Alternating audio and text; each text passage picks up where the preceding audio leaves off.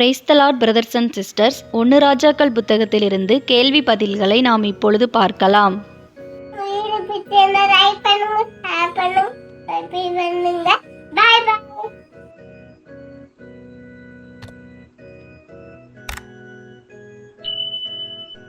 ஒன்று ராஜாக்கள் 19ஆம் அதிகாரத்திலிருந்து மொத்தம் 65 கேள்வி பதில்கள் கொடுக்கப்பட்டுள்ளன. வாங்க பார்க்கலாம். கேள்வி எண் 1. எலியா பாகால் தீர்க்கதரிசிகளை எதால் கொன்று போட்டான்?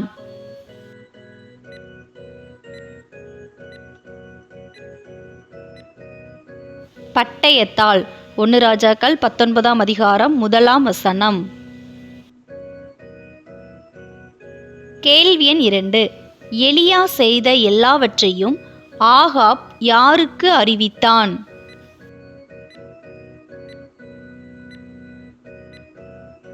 ஏசபேலுக்கு. 1 ராஜாக்கள் 19ஆம் அதிகாரம் 1ஆம் வசனம். கேள்வி எண் 3. எலியாவை பட்டயத்தால் கொன்று போடுவேன் என்று கூறியது யார்?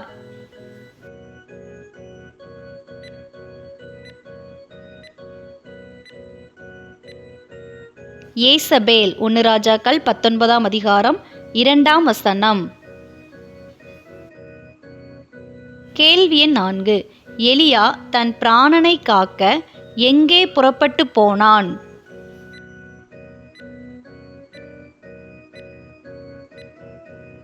யூதாவை சேர்ந்த பெயர்செபாவுக்கு. 1 ராஜாக்கள் 19ஆம் அதிகாரம் 3ஆம் வசனம்.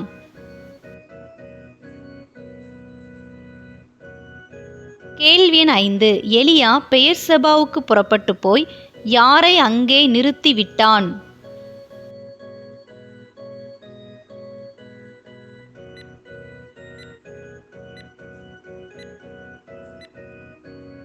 தன் வேலைக்காரனை. 1 ராஜாக்கள் 19ஆம் அதிகாரம் 3ஆம் வசனம். கேள்வி எண் 6. எலியா வனாந்தரத்தில் எத்தனை நாள் பிரயாணம் பண்ணினான்?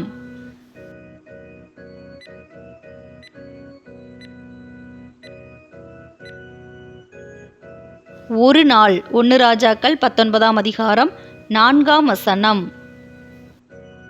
கேள்வி எண் 7. எலியா எந்த செடியின் கீழ் உட்கார்ந்தான்?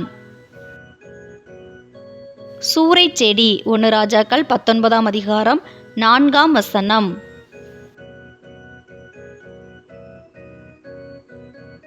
கேள்வி எண் 8.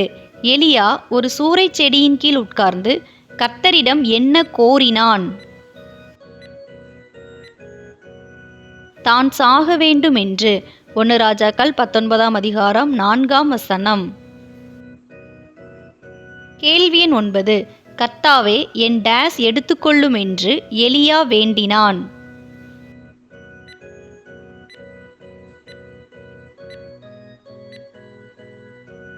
ஆத்துமாவை எடுத்துக்கொள்ளும் என்று. 1 ராஜாக்கள் 19ஆம் அதிகாரம் 4ஆம் வசனம். கேள்வி எண் 10. யாரை பார்க்கிலும் தான் நல்லவன் அல்ல என்று எலியா கூறினான்?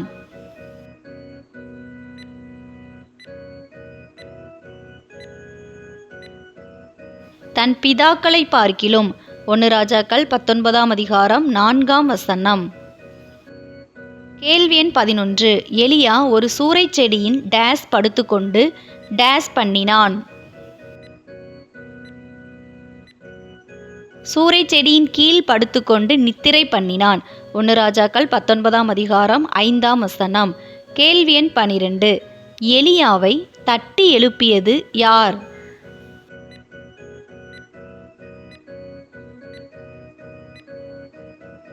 ஒரு தூதன். 1 ராஜாக்கள் 19ஆம் அதிகாரம் 5ஆம் வசனம். கேள்வி எண் 13. ஒரு தூதன் எலியாவை முதல் தரம் தட்டி எழுப்பி அவனிடம் சொன்னது என்ன? எழுந்திருந்து போஜனம் பண்ணு என்று. 1 ராஜாக்கள் 19ஆம் அதிகாரம் 5ஆம் வசனம். கேள்வி எண் 14. எலியா விழித்து பார்க்கிற போது அவன் தலைமாட்டில் இருந்தது என்ன?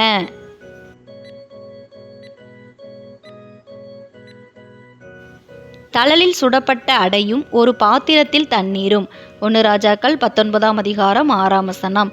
கேள்வி எண் 15. எலியா புசித்து குடித்து டேஸ் படுத்து கொண்டான்.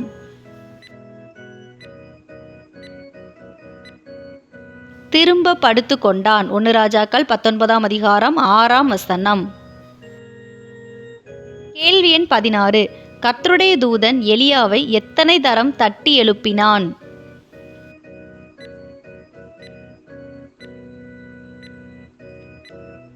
இரண்டு தரம். 1 ராஜாக்கள் 19ஆம் அதிகாரம் 7ஆம் வசனம். கேள்வி எண் 17. நீ பண்ண வேண்டிய டேஸ் வெகு தூரம் என்று தூதன் எலியாவிடம் கூறினான்.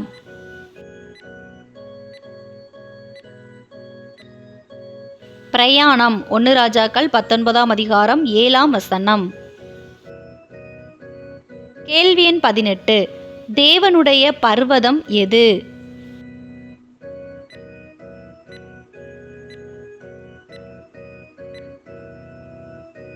ஓரேப். 1 ராஜாக்கள் 19ஆம் அதிகாரம் 8ஆம் வசனம். கேள்வி எண் 19. கர்த்தருடைய தூதன் கொடுத்த போஜனத்தின் பலத்தினால் எலியா எந்த மட்டும் நடந்து போனான்?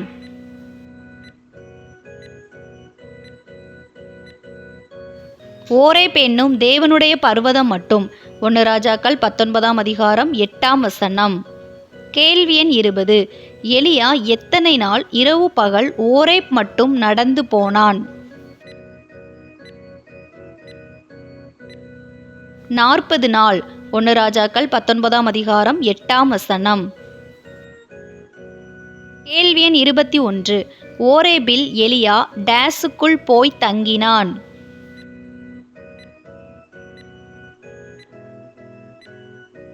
ஒரு கெபிக்குள் போய் தங்கினான். 1 ராஜாக்கள் 19ஆம் அதிகாரம் 9ஆம் வசனம். கேள்வி எண் 22. எலியாவே, இங்கே உனக்கு என்ன காரியம்? யார் யாரிடம் கேட்டது? கர்த்தர் எலியாவிடம். 1 ராஜாக்கள் 19ஆம் அதிகாரம் 9ஆம் வசனம். கேள்வி எண் 23. சேனைகளின் தேவனாகிய கர்த்தருக்காக வெகு பக்தி வைராக்கியமாயிருந்தது யார்? எலியா. 1 ராஜாக்கள் 19ஆம் அதிகாரம் 10ஆம் வசனம். கேள்வி எண் 24. இஸ்ரவேல் புத்திரர் எதை தள்ளிவிட்டார்கள்?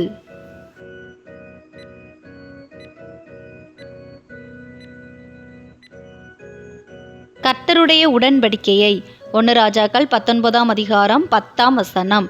கேள்வி எண் 25. கர்த்தருடைய பலிபீடங்களை இடித்தது யார்?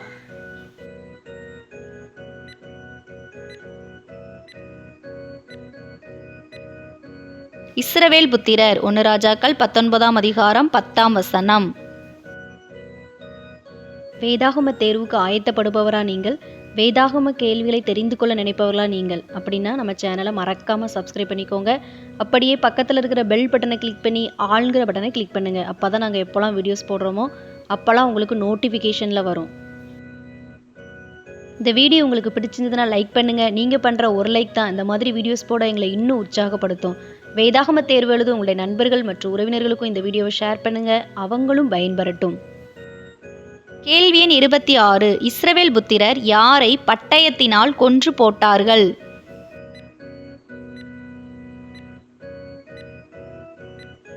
கர்த்தருடைய தீர்க்கதரிசிகளை. 1 ராஜாக்கள் 19ஆம் அதிகாரம் 10ஆம் வசனம். கேள்வி எண் 27. நான் ஒருவன் மாத்திரம் டேஸ் என் டேஸ் வாங்க தேடுகிறார்கள் என்று எலியா கர்த்தரிடம் கூறினான். மீதியாயிருக்கிறேன் என் பிராணனையும். 1 ராஜாக்கள் 19ஆம் அதிகாரம் 10ஆம் வசனம். கேள்வி எண் 28. நீ வெளியே வந்து டேஸுக்கு முன்பாக டேஸ் நில் என்று கர்த்தர் எலியாவிடம் கூறினார். கர்த்தருக்கு முன்பாக பர்வதத்தில் நில் என்று. 1 ராஜாக்கள் 19ஆம் அதிகாரம் 11ஆம் வசனம். கேள்வி எண் 29. இதோ கர்த்தர் டேஸ் போனார்.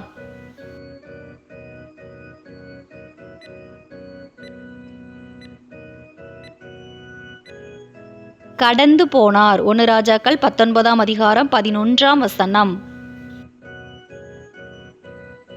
கேள்வி எண் 30. கர்த்தருக்கு முன்பாக எப்படிப்பட்ட பலத்த பெருங்காற்று உண்டாயிற்று?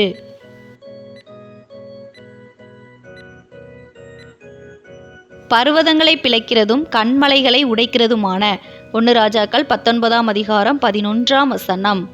கேள்வி எண் 31. காற்றிலே கர்த்தர் இருக்கவில்லை, சரியா தவறா என கூறுக.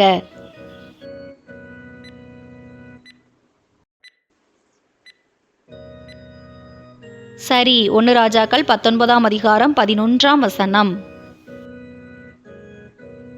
கேள்வி எண் 32. காற்றிற்கு பின் உண்டானது எது?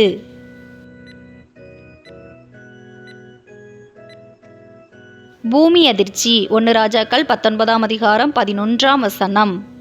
கேள்வி எண் 33. எதற்கு பின் அக்கினி உண்டானது?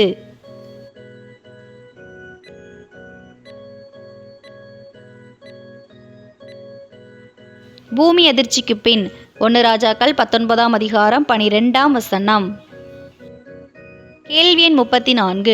பூமி அதிர்ச்சியிலும் கர்த்தர் இருக்கவில்லை, சரியா தவறா என கூறுக.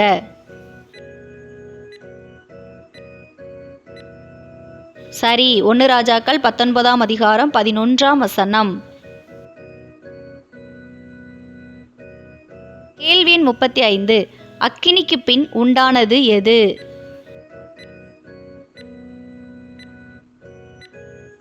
அமர்ந்த மெல்லிய சத்தம். 1 ராஜாக்கள் 19ஆம் அதிகாரம் 12ஆம் வசனம். கேள்வி எண் 36. அக்கினியில் கர்த்தர் இருந்தார், சரியா தவறா என கூறுக.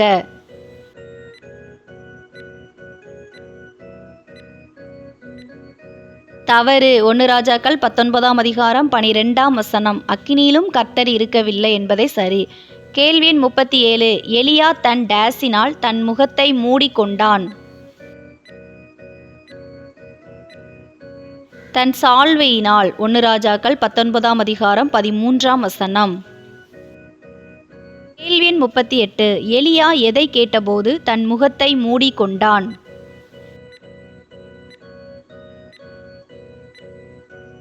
அமர்ந்த மெல்லிய சத்தத்தை கேட்டபோது. 1 ராஜாக்கள் 19ஆம் அதிகாரம் 12 மற்றும் 13 வசனங்கள். கேள்வி எண் 39. எலியா தன் முகத்தை மூடிக்கொண்டு எங்கே வந்து நின்றான்? கெபியின் வாசலில். 1 ராஜாக்கள் 19ஆம் அதிகாரம் 13ஆம் வசனம். கேள்வி எண் 40. எலியா கெபியின் வாசலில் நின்றபோது உண்டான சத்தம் என்ன?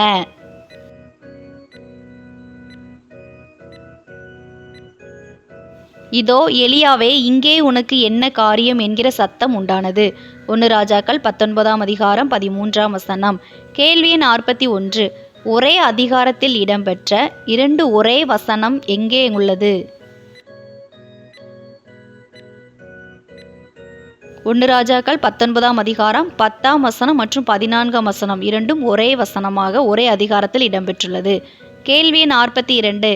கர்த்தர் எலியாவை எங்கே திரும்பி போகச் சொன்னார்?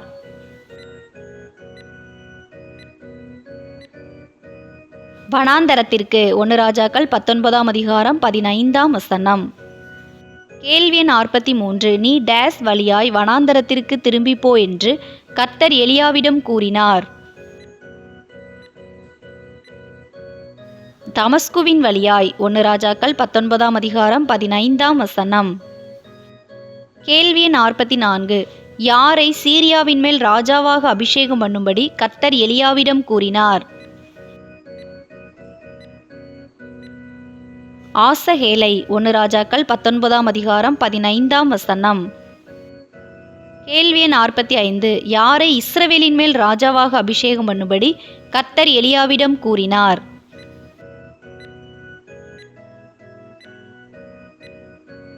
யெகூவை. 1 ராஜாக்கள் 19ஆம் அதிகாரம் 16ஆம் வசனம். கேள்வி 46. யெகூவின் தகப்பன் பெயர் என்ன?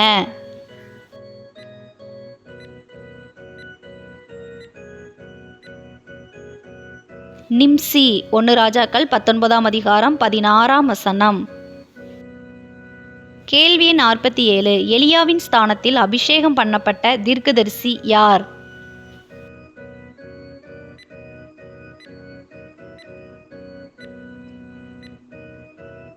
எலிசா. 1 ராஜாக்கள் 19ஆம் அதிகாரம் 16ஆம் வசனம். கேள்வி 48. எலிசா யாருடைய குமாரன்?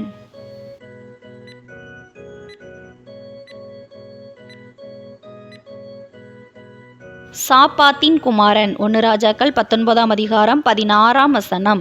கேள்வி எண் 49. எலிசாவின் ஊர் எது?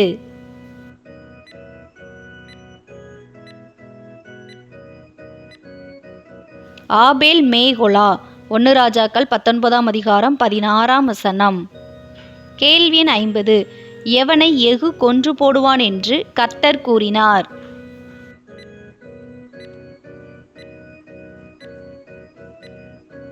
ஆசகேலின் பட்டயத்திற்கு தப்பினவனை 1 ராஜாக்கள் 19ஆம் அதிகாரம் 17ஆம் வசனம்.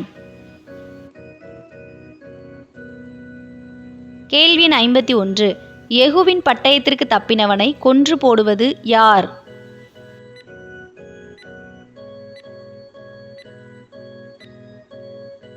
எலிசா 1 ராஜாக்கள் 19ஆம் அதிகாரம் 17ஆம் வசனம். கேள்வி எண் 52. கர்த்தர் எத்தனை பேரை இஸ்ரவேலிலே மீதியாக வைத்திருந்தார்?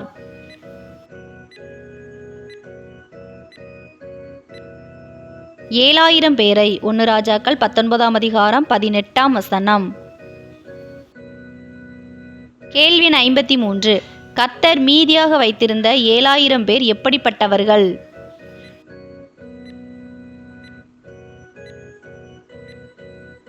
பாகாலுக்கு முடங்காதிருக்கிற முழங்கால்களையும் அவனை முத்தம் செய்யாதிருக்கிற வாய்களையும் உடையவர்கள். 1 ராஜாக்கள் 19ஆம் அதிகாரம் 18ஆம் வசனம். கேள்வி எண் 54. எலிசா எத்தனை ஏர் பூட்டி உழுதான்?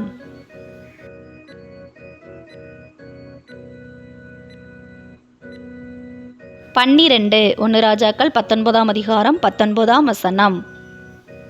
கேள்வி எண் 55. எலியா எலிசாவை பார்க்கும்போது எலிசா என்ன செய்து கொண்டிருந்தான்?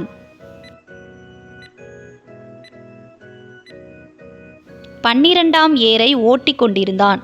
1 ராஜாக்கள் 19ஆம் அதிகாரம் 19ஆம் வசனம். கேள்வி எண் 56. எலியா எலிசா இருக்கும் இடம் மட்டும் போய் செய்தது என்ன?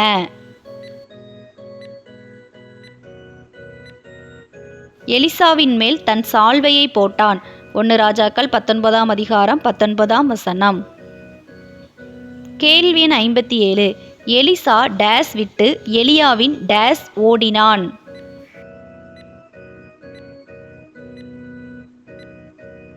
மாடுகளை விட்டு எலியாவின் பிறகே ஓடினான். 1 ராஜாக்கள் 19ஆம் அதிகாரம் 20ஆம் வசனம். கேள்வி எண் 58. எலிசா எலியாவிடம் கேட்ட உத்தரவு என்ன?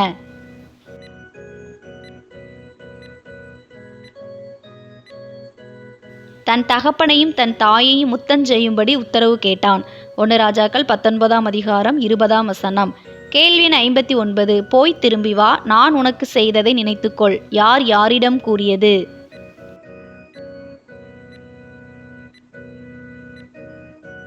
எலியா எலிசாவிடம். 1 ராஜாக்கள் 19ஆம் அதிகாரம் 20ஆம் வசனம். கேள்வி எண் 60.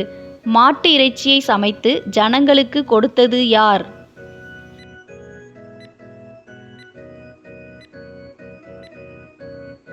எலிசா. 1 ராஜாக்கள் 19ஆம் அதிகாரம் 21ஆம் வசனம்.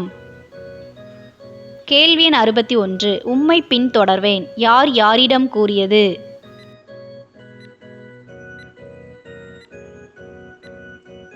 எலிசா எலியாவிடம்.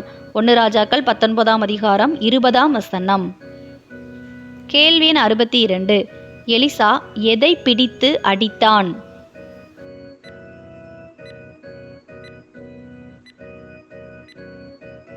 ஓர் ஏர் மாடுகளை.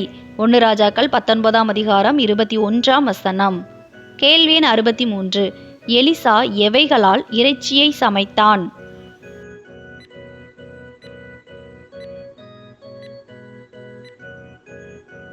ஏரின் மரமுட்டுகளால்.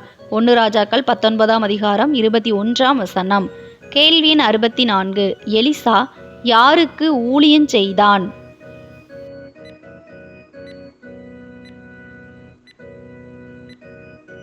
எலியாவுக்கு. 1 ராஜாக்கள் 19ஆம் அதிகாரம் 21ஆம் வசனம். கேள்வி எண் 65. டேஸ் சாப்பிட்ட பிற்பாடு எலிசா எழுந்து டேஸுக்கு பின் சென்றான்.